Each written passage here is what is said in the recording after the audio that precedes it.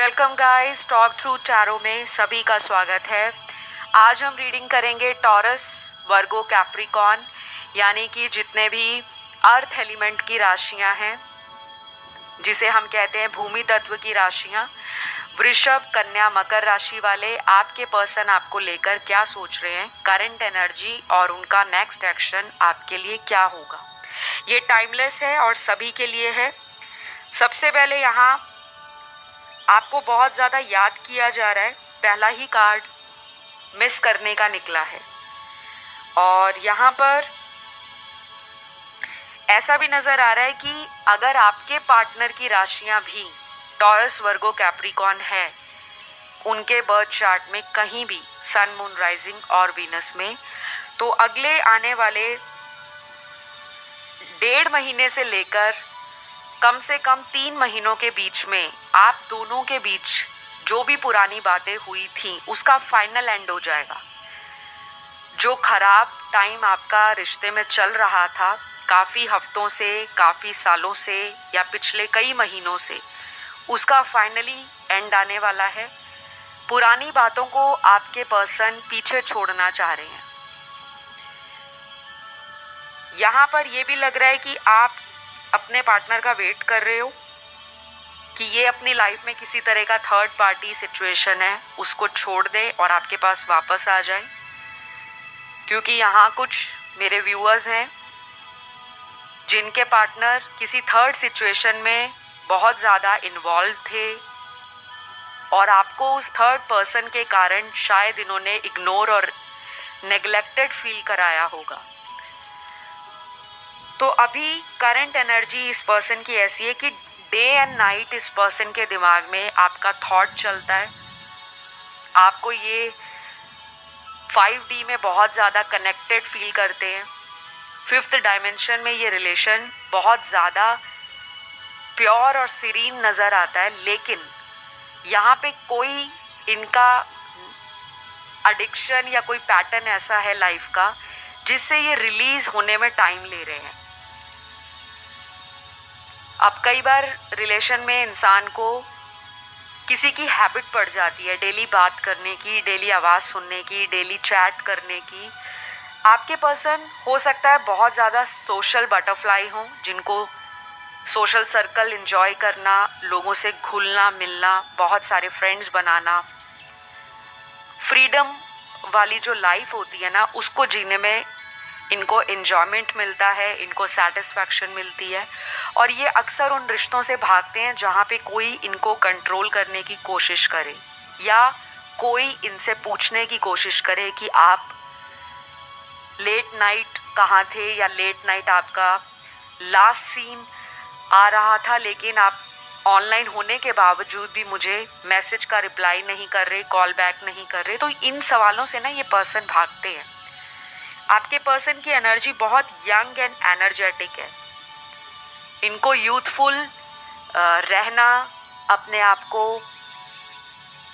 Groom करना, अपनी life के ऊपर फोकस करना। कई बार तो ये इतना ज़्यादा वियर्ड बिहेव करते होंगे कि आपको समझ नहीं आता होगा कि मेरा पर्सन इतना सेल्फ सेंटर्ड क्यों है। क्योंकि जो अर्थ एलिमेंट या भूमि तत्व की राशियों से प्रभावित व्यक्ति होते हैं, ये अक्सर ज़िद्दी होते हैं। इनको लाइफ में बहुत जल्दी चेंज पसंद नहीं है, मूडी भी होते हैं, अपने अकॉर्डिंग काम करना पसंद लगता है इनको। और ये financial security, safety, comfort, luxury, royalty, इन चीज़ों की तरफ काफ़ी ज़्यादा अट्रैक्टेड होते हैं।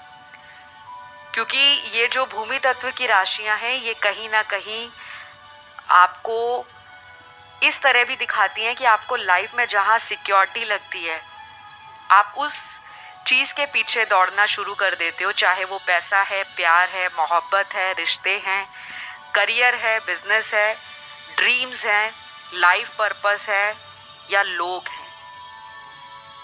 तो अभी क्या लग रहा है कि ये पर्सन ना अपनी लाइफ में पैसों की तरफ ज़्यादा फोकस्ड है। Money, finances, career growth, name, fame. और अभी मुझे लगता है आने वाले दिनों में भी इनका जो माइंड है वो प्यार मोहब्बत से ज़्यादा इन्हीं चीज़ों के पीछे फोकस रहने वाला है। ऐसा नहीं है कि प्यार के बारे में ये सोचते नहीं हैं या इनको रिलेशनशिप से डर लगता है, ये सब कुछ एंजॉय करते हैं, बट इनका करंट फोकस इनकी सिक्योरिटी है।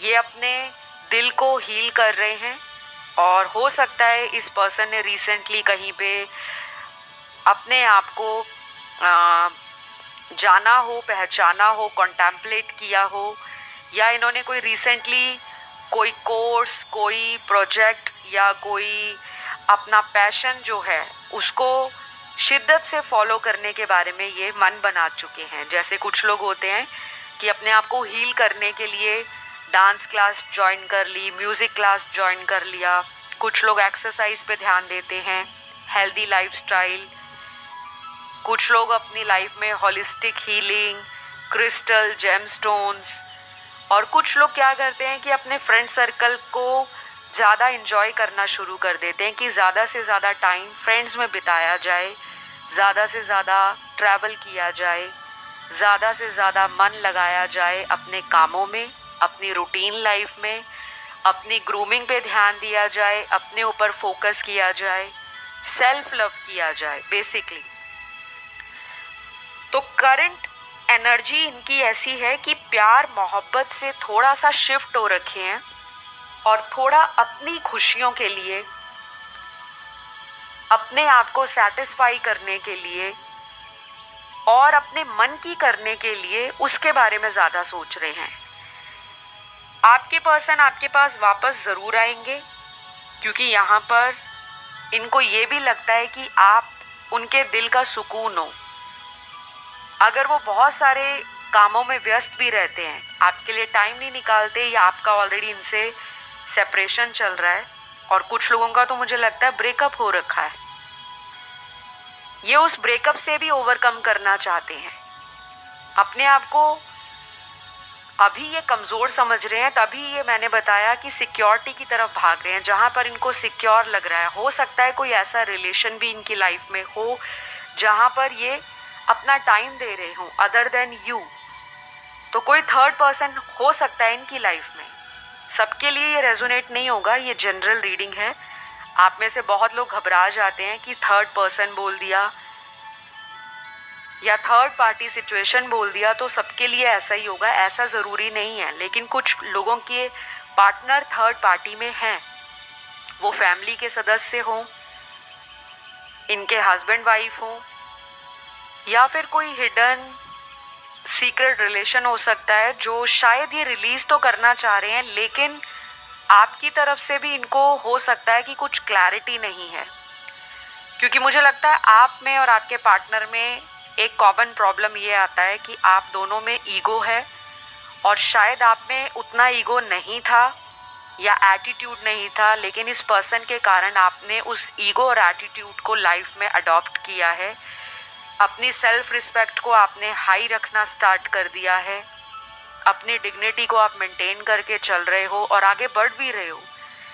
शायद ये पर्सन नॉन कमिटल रहे हैं, रिश्तों से भागते रहे हैं, और एक ये भी स्ट्रॉन्ग रीज़न हो सकता है कि ये वापस आने के लिए डर रहे हैं कि वापस जाके मेरे पास कोई स्ट्रॉन्ग ऑफ़र नहीं है जो मैं सामने वाले को कंफर्म करके बता सकूं या उसके लिए कोई एफ़र्ट लगा सकूं। तो अभी इनकी सिचुएशन में बहुत बड़ा चेंज नहीं आ रहा, लेकिन इतना ज़रूर है कि ये पर्सन कॉन्टेम्पलेट कर रहे हैं, अपनी इनर सेल्फ के साथ जुड़ने की कोशिश कर रहे हैं, अपने डार्केस्ट फियर्स को ओवरकम करना चाहते हैं, अपनी इनसिक्योरिटीज़ को कम कर रहे हैं और अपने लिए टाइम निकाल रहे हैं। तो मैं आपसे यही रिक्वेस्ट करूंगी कि इस पर्सन का वेट करने से बेटर है कि आप अपनी लाइफ पर फोकस करो। ये जब आना होगा आपकी लाइफ में आएंगे, क्योंकि इनका आपकी लाइफ में आना तो तय है, लेकिन कब आते हैं वो मैंने टाइमलाइन आपको दे दिया।